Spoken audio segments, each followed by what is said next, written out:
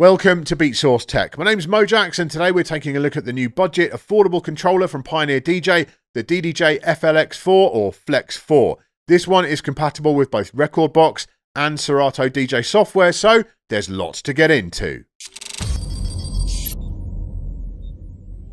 It's just about 2 years since the DDJ-FLX6 turned up at my door, and at the time that was something of an oddity. Whilst identifiably a Pioneer DJ product, it had a very different look and a unique naming convention. I was wondering if that would end up being a one-off, but then this thing arrived last week, and it seems like in fact the FLX6 was just the start of something after all. The DDJ-FLX4 or FLX4 sits alongside the DDJ-Rev1 in the Pioneer DJ lineup, and at this point we start to see the point of this new line. The Rev units are aimed at Serato users and feature paddle style effects, plus pitch faders in the battle position, whereas both Flex units up to now more recall the CDJ and DJM club style layout and support the company's own Rekordbox software as well as Serato.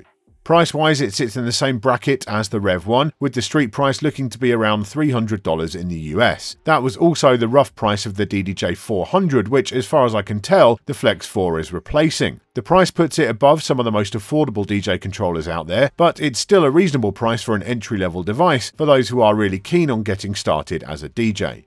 One thing to keep in mind as we go, the FLX4 unlocks the full pro-level Rekordbox software, but only Serato DJ Lite as standard. This more simple version of Serato software does work well, but of course doesn't have as many features as Serato DJ Pro, which you'll need to either buy or subscribe to in order to use. Nonetheless, it's great that users have the choice of both. When you're starting out, I'd always suggest trying out at least a couple of different platforms to discover what feels right to you. The FLX4 is a very attractive unit in the flesh, finished in a kind of matte grey, with a slight difference in colour between the deck and mixer sections. The matte surface does mark quite easily, but is also very easy to clean, and it's not a fingerprint magnet unlike some more shiny finishes. Construction is all plastic as you'd expect at this price, but it feels reassuringly chunky and solid enough in use. At just under 19 inches wide and 11 inches deep, it's not the most compact controller, but at the same time manages to avoid feeling cramped, with plenty of room to work all the controls. Sound quality is very respectable for the money, with the interface being spec'd at 48 kHz, 24-bit, and it sounded very clean both on recordings and through studio monitors. The mixer section is pretty straightforward with fairly basic faders. I will note here that the cut-in distance on the crossfader in its shortest setting is not crazy tight, but short enough for simple cuts. Above those you have cue buttons for each deck, the CFX knobs which we'll get to later, and a 3-band EQ. Interestingly, the bass, mid and high are all marked as having a -26 dB cut, which might be the default in Rekordbox, but they are switchable to full kill in the software, and in Serato they're always full kill by default. Then you have trim controls for each channel, and some simple but effective library controls for browsing and loading your tracks. We'll talk queuing. That's solid enough with a single 1/8" headphone jack, the individual cue buttons and one for the master, plus a cue master blend knob. I was disappointed that I couldn't find a split cue option for either Rekordbox or Serato though. Moving to the deck sections, I was impressed by the jog wheels. They're small at around 4.5 inches diameter on the top surface, but the touch response is tight and the amount of resistance when scratching feels very good to my hands. You can't do crazy backspins with them, but they offer plenty of control. The same goes for the pads. Again, they're small, but they are very responsive indeed. They have an audible and tactile click, but are also quite soft to the touch. We'll do a quick run through of the modes, all of which are accessed by the mode buttons, with secondary mode functions achieved by holding Shift and choosing a mode. On Rekordbox you have 8 hot cues and keyboard mode on Shift, which jumps to your chosen cue and pitches up or down. Then you have 2 lots of pad effects, which are one of my favourite Rekordbox features. Instant effects, which are activated by just pushing a pad. You can go in and choose different effects for each pad too. Then you have beat jump and beat loop, the values of which are displayed on the screen. Then finally sampler and key shift, which changes the pitch of the track without jumping to a cue. In Serato DJ Lite, you only have 4 hot cues and there is no secondary function on that mode. The bottom row of 4 pads in most modes are kind of transport controls. Interestingly, you do also get some pad effects in the 2 pad effects modes, which I don't recall seeing on any hardware before. I hope they become more mainstream in the software because they are really fun. Beat jump and beat loop do what they say on the tin, and there's no secondary mode on sampler. If you upgrade to Serato DJ Pro, you also get pitch play and access to all 8 pads in the other modes. You also get even more pad effects, which is awesome. In terms of transport controls, the play, pause and cue buttons feel good in the CDJ style and position, and the pitch fader, although quite short, is accurate enough for long blends, especially if you reduce the pitch range to its minimum. At the top of the unit are the loop controls, which again reflect those found on CDJs. You have the traditional in and out buttons, plus an exit button that also activates a 4-beat loop, and the controls which will halve or double a loop, or call memory points in Rekordbox. No complaints there. I'll talk about the 1/4-inch mic input, which normally feels like an afterthought on devices like this, but is rather cool on the FLX4. Firstly, it's fed to the main output and through the audio interface, so you can use it for live streaming without needing an external mixer. And although it is fairly straightforward in Serato software, in Rekordbox there is a bit more to it. So I'm quickly going to talk you through the mic options on here, using the mic itself, because these are actually really impressive for such a budget device. In Rekordbox you have options. You have effect mode and you have low latency mode. Effect mode allows you to use extra features, but there is a slight delay, so when you're talking in the mic and you're hearing yourself in the headphones, that can be a little bit off-putting. Some people will find it so. In low latency mode, the microphone's audio latency decreases, as it says there, and then you've got a completely zero latency, nothing sounds odd, it's just you're speaking and it comes out at exactly the same time, but you do lose a bunch of features then. So let's go back into effect mode, and then we've got the options for EQ, so we can EQ the mic, full 3-band EQ there, we can boost. Excuse the slight buzzing on here, that is some kind of ground loop in the system. I haven't got time to sort that out and figure out what that is today, but in general you can hear the mic sounds pretty good. Then we have options for effects. You can add effects to this, so we can turn echo on. And now we have an echo, adjustable. It's not adjustable from the hardware, but it is adjustable in the software. And we've also got reverb. So now we have reverb on the mic. And this is, of course, completely separate from all the other effects that are going on inside Rekordbox here. And we have the very silly pitch mode. So we can go super low. And we can go super high. I mean, I guess that's fun. If you like, yeah, not really the kind of effect I would use, but a little bit of reverb. I got nothing against a little bit of reverb at all. You know, absolutely, you know, just tweak it a tiny bit. Little bit of reverb on there, that's always good. And then we've got the talk over option.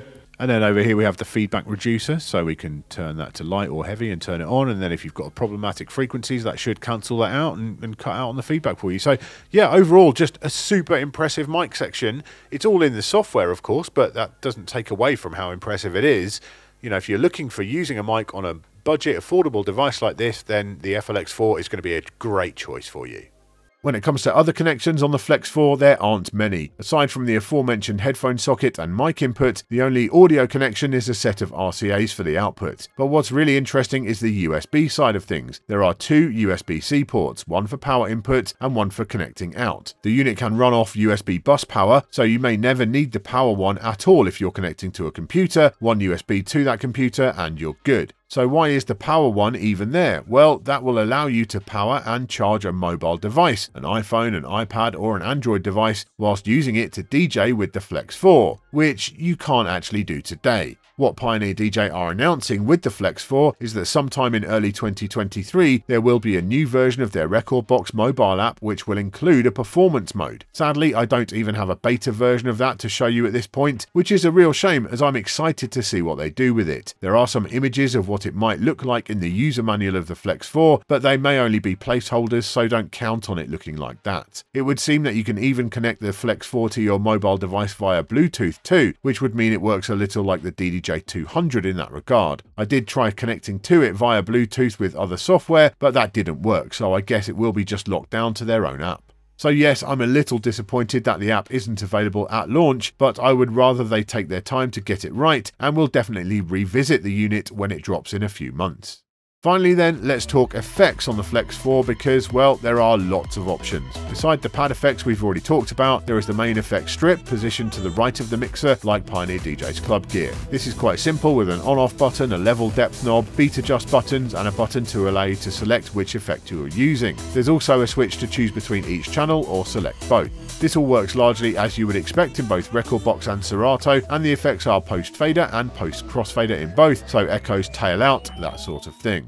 Then we have the smart fader, which will definitely be a kind of love it or hate it thing. When it's activated, sync automatically turns on. Then as you move the crossfader from one deck to the other or use the up faders, the system will adjust the volume, the low EQ, and even the tempo of the tracks, adding an echo on the way out. So if you're playing one track at 100 BPM and you use the smart fader to mix into another at 120 BPM, at the midpoint of the crossfader, both will be playing at 110. This sounds a bit mad on paper, but in use it's actually rather fun. It doesn't always sound great, and to get the best out of it you may have to incorporate some loops into the process, but I found myself really quite enjoying it and thinking of some potential transition blends I could pull off with it. So it's a feature that you shouldn't write off, even if it seems like a gimmick. I'll note that in Serato DJ Lite or Pro, you don't get the tempo changing stuff, it just seems to do some EQ and echo, which isn't quite as much fun, but still a nice addition.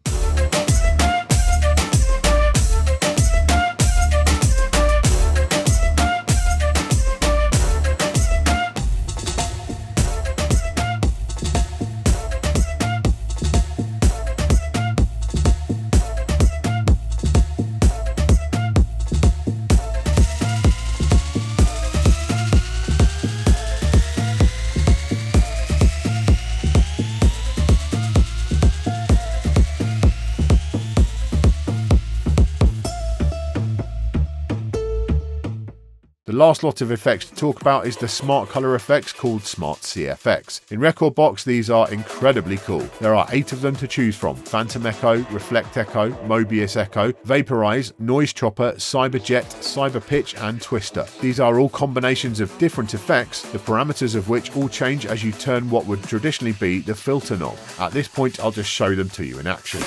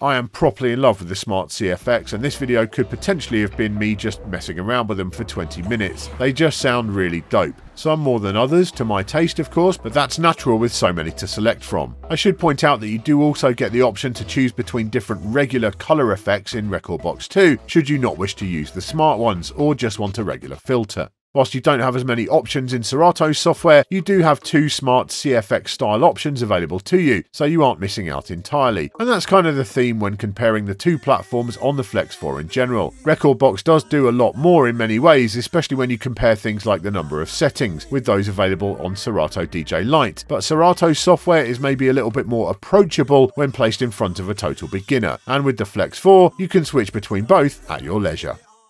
So there you go, a look at the new Flex 4 or FLX4 from Pioneer DJ. Yes, I'm disappointed about the iOS thing, but that's just because I'm excited to play with Rekordbox performance mode on my phone and on my iPad. I really want to try those, and I can't, you know, as of right now. So we will come back to this. I know I say this a lot with Pioneer DJ stuff. It doesn't always happen, but I promise you we'll come back to the Flex 4. This unit will go back, and then I'll get another one when that new version of Rekordbox is ready to go, because I just can't wait to try it for myself.